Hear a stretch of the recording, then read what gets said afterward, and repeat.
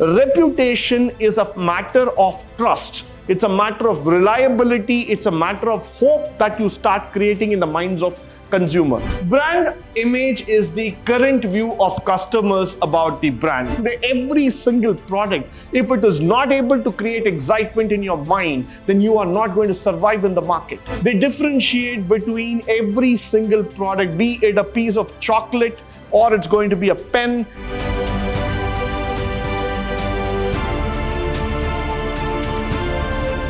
Good morning and welcome to the fourth session on business environment, and we are going to talk about the company image and brand value. In the previous sessions, we have been talking about the various factors of business environment, and we have been talking about how the value system makes a difference into the business environment. But here, we are going to talk about the most interesting factor called as the company image and the brand. So let's move forward and try to understand what is in as brand. Brand image is the current view of customers about the brand. Very much you need to agree with this statement. Why? Because today, when you look at Nike, when you look at Adidas or Reebok, or when you look at Sony, or when you look at any brands that's available in the market, starting from an iPhone to that of a BMW or a Mercedes-Benz, all of them have an iconic memory in the minds of the customer. They all represent certain value in the mind of the customer. They are not just products. They are not just FMCG goods, or they are not just automobiles as we are talking about, but they are a value to your lifestyle. They are a most important part that adds up to your lifestyle. So that's why brand is something that actually recognizes you as a personality altogether. Brand is something that tries to make you understand on this factor that yes, we are doing something really great. Yes, we are trying to come up with something that will make you change the perceptions about the company. So brand image is the current view the customers are actually looking at you. So if your brand is great, your brand image is great, automatically company is definitely great. It can be defined as the unique bundle of associations with the minds of the target customers. Just to share a live example with you here. The first time when you look into the Apple iPhone, Apple is not a product for customers. Why? Because it is not just a style statement also. It is a unique bundle of innovation. Apple comes up with the 12 series, 13, 14, or even probably the 20th series if they launch up. Every time, it is an innovation. It's something new that you haven't seen altogether. It's something very, very unique that you will try to understand altogether. You will always feel that Apple is something that is not so easily available. Why? Because it has got a unique proposition in the minds of customers. So it's very, very important that a brand is able to create this unique proposition in the minds of the customer. If it is not creating something special, if it's not able to bind you to the product at any given point of time, then I'm not a brand. I'm just any other product that's available in the market. I'm one among those thousands of brands that lie in the market on the tables of the shop. But then Apple is not a product. Apple is a lifestyle. Apple is an image that people don't want to forget in their life. So that's where it becomes a unique brand by itself. Now, its significance that the brand presently stands for. So today, what is Apple? A mere mobile phone? A mobile phone that has got a better clarity with a camera? A mobile phone that has got the bionic chip, which is the fastest moving in the market? Or is it a bundle of software that cannot be beaten by any other mobile manufacturing companies? What is Apple all about? It signifies that it is a unique phone which is bent upon innovation. It signifies that every time when I get launched in the market, there's nobody else who could have ever visualized about me. So I am not just an iPhone, but I am the phone which everybody expects to be with. So that's where you need to understand understand the proposition, the thought process of a brand altogether. Following by, it's a set of beliefs held about a specific brand. I have a belief.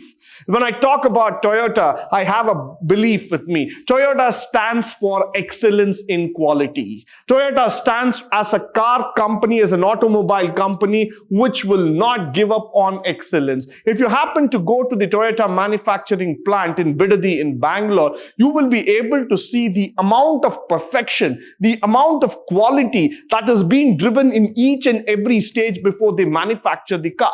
Why? Because they believe that Toyota process system is all about a set of procedures that will make the customer delighted. So when the brand Toyota gets rolled onto the road, when you see a Fortuner, when you see a Etios, when you see a Innova, what is more significant is that it is from the house of Toyota. It is from the house of quality. It is from the house of excellence, which cannot be beaten so easily. So when people buy Toyota, they are not just buying the automobile. They're not just buying the product, but they are buying the entire value with them. They believe that, yes, they can do something really, really wonderful. That's why the system is something really fantastic enough for all of us to know. So that's why I always say that this is something very, very unique for us. It's an experience that everybody goes through. In short, it is nothing but the consumer's perception about the product. Definitely yes, followed by it's a manner in which the specific brand is positioned in the market. So the brand image conveys emotional value and not just mental image. That is very, very important. Emotional value. What is that emotional value? Why is that customers get emotional with certain brands? Why is that when you look into Coca-Cola, when you look into Pepsi, when you look into a Kellogg's brand, or when you look into an Adidas, or when you look into a Nike, people have some emotional attachment to it. People believe that these brands have got certain values which is imbibed into their life. They cannot just separate it and see it. They believe that there cannot be something that can replace them at any point of time. If there had been an end to this earth, it has to end with them. You cannot replace them all of a sudden. Now, for example, when you look at the Bose speakers, Bose is known for its sound quality. You cannot go further and challenge it. Now, people believe that Bose is one of the apex in the sound system.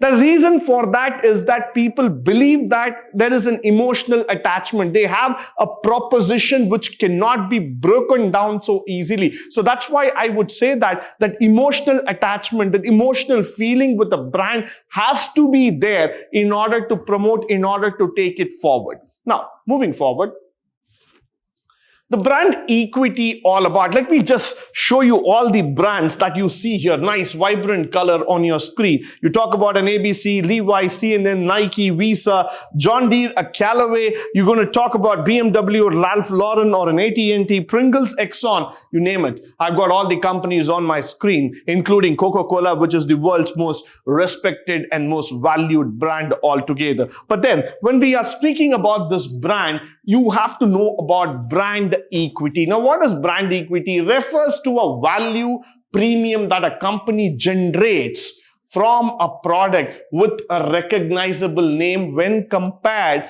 to the generic equivalent. Now, true, that is quite true. Where is that we are generating that premium? Where is that the product generates a recognizable value? Is there something called as equity in brand? Is it like a share? Is it like a value? Is it something that has to be understood, analyzed, and taken into position? I definitely say that it has a very, very premium thought process altogether. Now, why is that? Now, let's say that when BMW first started manufacturing cars, they were not into the normal segment. They were basically into the racing segment. BMW wanted to create a very, very niche segment for themselves. Why? Because they wanted the customers to understand that racing is there in their DNA. They never wanted to be just a commercial vehicle providing a transportation mode for all the people across the city. But then when BMW started growing and coming up with the various variants altogether, people started understanding somewhere down the lane, it is a motor sport. It is not a motor. It's a motor sport altogether. It has that sporting feel altogether when you start driving that kind of a car. So what is that now we are going to talk about in the equity, the recognizable factor of a product. What do you recognize BMW with? Just like any other car, like a Maruti, like an Indica? No, it is not. I'm not trying to degrade. I'm not just trying to compare. I'm not trying to put a brand down and make others great. What I'm trying to do is that I'm trying to create a memory. I'm trying to create a recognizable factor inside you. So when you look into that company, when you look into that brand, you know that you are associating with a purpose. You are not just going to associate with that brand just because it's the number one in the market, just because hundreds and thousands of people are its fans, just because it has got a premium price altogether. You are going to associate with it because you feel there is nothing better than that. That's an attachment. You want it. You believe that it's exactly the same way how it is associated. Let me give you one more example here.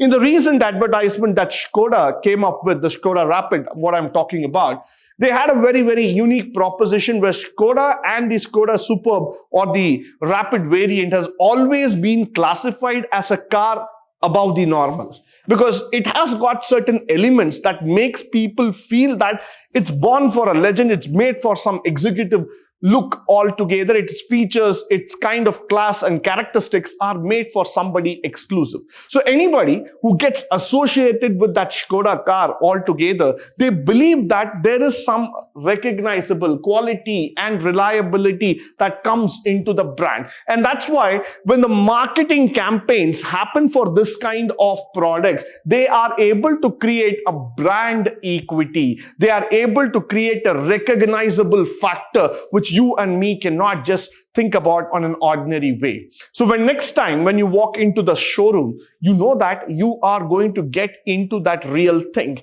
that is going to come into your mind, that's going to attach, that's going to carry with you, and that's going to make you believe that yes, this is the brand I was looking for. This is what I was exactly looking into. So that is where you can see that the association is getting created and you are able to create some recognition, some factor down the lane. So people don't want to just go away from that memory. The memories don't fade away so easily. Now, you just look into this. Moment you have a look into this logo here, the Air Jordan altogether, it is an iconic symbol because it's trying to make you believe that it's not just like any other shoe.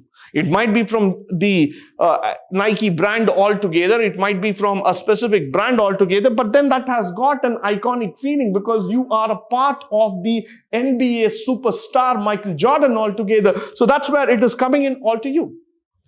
So when you look at each one of these brands, starting from Starbucks or an Apple or a Dell or a Coca-Cola, Pepsi, AT&T, Walmart, Samsung, ESPN, every single thing has got a meaning.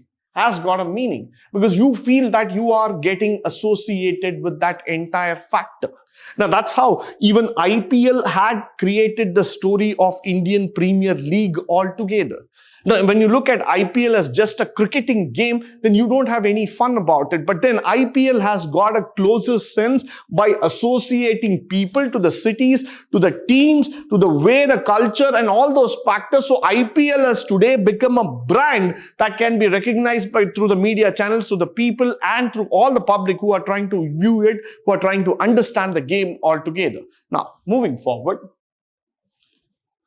let's try to talk about this case altogether called as the Red Bull. Now, most of you know what is a Red Bull. Now, I am not going to really deep dive into Red Bull and start becoming a brand ambassador for Red Bull, but just then let's try to understand what is Red Bull all about.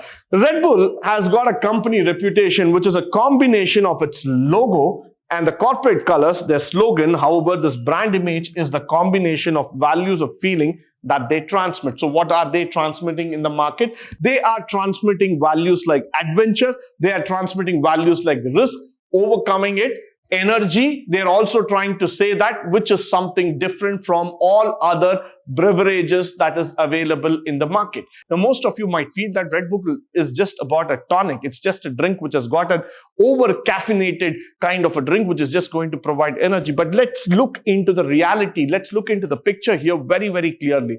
Red Bull has got a significance that it is a drink that is going to get you charged up. That is going to make you move forward like anything else. So this cannot be done by drinking a Pepsi or a Coke or a Mirinda or a 7-Up, because these are not drinks which are in parallel comparison to this. The logo, the symbol, the way the colors and everything has been chosen is done in a particular way because the company wants its reputation to be analyzed, acknowledged in such a manner that it is a drink that sells purely for excitement. It is a drink that sells not just because of its caffeine content. It is a drink that does not sell because of its color or taste, but it's a drink that sells because it is able to spell excitement in your mind. That is exactly what we are interested in. Today, every single product, if it is not able to create excitement in your mind, then you are not going to survive in the market. You need to create excitement. You need to create a josh. You need to create a factor in the minds of the consumer where you are able to go forward and you are able to create a reputation for yourself. You might be a cement industry, you might be a chemical industry, an FMCG, an automobile, or a watchmaking unit altogether. But then, if you're not able to create an excitement in the minds, you are not able to tingle the minds of the customer, of the people altogether with your slogan, with your logo, with your ideology, with your brand tag altogether, then you are not going to survive. So company's reputation is highly dependent on these factors. The company has got a reputation. When they say those words, when they advertise those words, when they come across on the screens, on the media altogether, they believe it. They mean it to 100%. So they don't just go ahead and say a statement. See, when MRF Tires comes on the screen and they say that, MRF ZLX or whatever is the brand altogether, they mean it. They don't want to give customers falsified hopes. So when you put on MRF tires and you drive, yes, you get that comfortability. You are driving one of the best tires on the world. So you are talking about reliability. You're talking about safety. You're talking about comfort. All those factors have to be experienced by the customer. So what I mean to say here is reputation is a matter of trust. It's a matter of reliability. It's a matter of hope that you start creating in the minds of consumer. But somewhere down the lane, if you're not able to maintain it, you just go down without doing those necessary groundwork, then automatically your reputation also takes a toss. Now, moving forward, let's talk about the benefits of creating a brand image. What does a brand do for you? It gives you a differentiation. It gives you reputation, as we spoke about. It helps you to move on to the higher prices. It has a loyalty factor and the new releases all about. Now, when I talk about differentiation, it's very, very important. Why? Because as you walk into a store, let's say a normal store or a supermarket, there are many products that are being displayed before your eyes. Every product looks colorful, nice, and it is quite attractive. But then people stick to their mind, stick to their thought process. They are not going to get carried away. They differentiate. They differentiate between every single product, be it a piece of chocolate, or it's going to be a pen, it's going to be a milk product, it's going to be a dairy product, it's going to be a snacks. Everything has a differentiated value in the minds of the customer. That is why India becomes even more a challenging market for any other company to market their products here. Now, for example, you might see that when it comes to the potato wafers or the chips business altogether, there are n number of players in this market, including those local players who do the business in their own manner. But whenever you look at Lay's, whenever you look at the ITC Bingo, or whenever you look at Pringles, all of these things have got a unique differentiation altogether. They are not the same. They might be, the flavors might be the same, or somewhere down the lane the colors are replicating, but then the mindset of the customer about that product is entirely different. Because A believes that there can be nothing better than Lace, but whilst a customer B might believe that the branding what ITC has got, nobody else can do it. So what is happening here is branding creates an identity for you. So that's where we are talking about this word differentiation. How are you able to differentiate between A and B product? That's because of branding. So branding creates that edge. It tells you that yes, you are different, you are unique, you have to do it. That's where it becomes entirely interesting for us, followed by the higher prices that you see in the market. Yes, it is able to create that higher prices because higher the brand you are, the better you are, automatically it will start giving you a better outlook, a better composition altogether. So that's why I say that branding gives you that higher prices, the higher factors altogether, followed by the loyalty factor. Yes, brand gives you a loyalty feeling that I am true to this. I will definitely create something better. So it is a loyalty factor altogether. So that's how things are moving in. That's how the things will come into picture. Followed by the new releases. Every time when a new product is launched, when something comes into the market, when something becomes more interesting, I'm launching up new products, I'm launching up new thought process, automatically it is going to be the brand. Because people look into the brand and then they look what is going to be launched. If Samsung is launching a Galaxy mobile phone or a Note, or let's say a 5G Ultra mode phone, whatever is that they are going to launch, it's Samsung. It is not an ordinary company. So that's why people are interested. When Samsung Galaxy Fold 2 unfolded in the market, that was because Samsung was able to create an interest. They were able to create an enthusiasm in the minds of the customer. So that's how the product and the image starts getting into picture. Now, moving forward, we talk about the branding strategy altogether. The brand is an abstract idea that incorporates various aspects of a product, including the logo, font, name, packaging, as well as a wide array of consumer perception. So brand is what? Now, when you look onto the screen, the brand strategy is all about a connection that you can make in the minds of the consumer. That is very, very, very important, which I would always like to say. Why? Because when you look into the brand, you talk about visibility, you talk about the connect, you talk about the logo, the font, the size, the name, the color, the shape, everything comes inside. It's a very, very abstract thing. How does a brand start getting into your mind? How does it affect your perception, your knowledge, your appreciation towards it? Is quite a complex process. But then what does brand exactly do is that it tries to reach the customer faster than anything else. Now, you might do a marketing campaign for 1 year or probably even for 3 years. But at the end of 1 or 3 years, are you able to reach to the minds of consumer is definitely a question mark. But if you are able to create a brand image for your product, for your service, automatically that can spell you better revenues rather than just talking about your marketing or your campaigns altogether. So that's why the way how you choose your name, the colors, the logo, the font size, the tag, the punchline, everything starts mattering when you come into the factor of branding strategy. Now, this is why most of the companies in the world will not have the same kind of impact when the name is being spelled out on the screen. Now, many of you might not know about a Toshiba or a Hitachi or a Mitsubishi coming up on advertisements in your screen unless and until you see it as a pop-up in your most of your Google websites or ad sites altogether.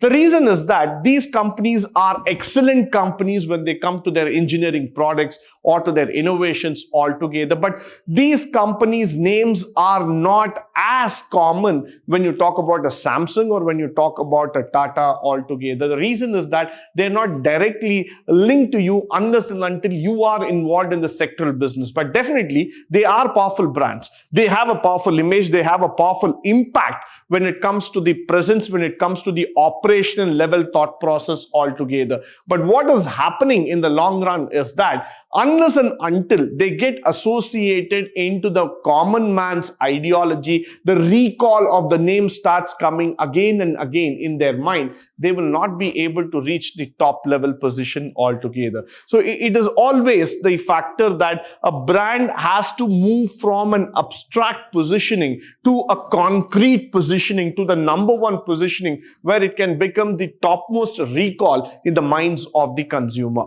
Now, moving forward, with this, we come to the end of this session. I hope and believe that this session was interesting, informative, and useful as far as possible. Now, in the next session, we will be talking about the different factors of business environment. Until then, stay tuned, stay blessed, and stay enlightened forever. Thank you once again for joining me on this wonderful session.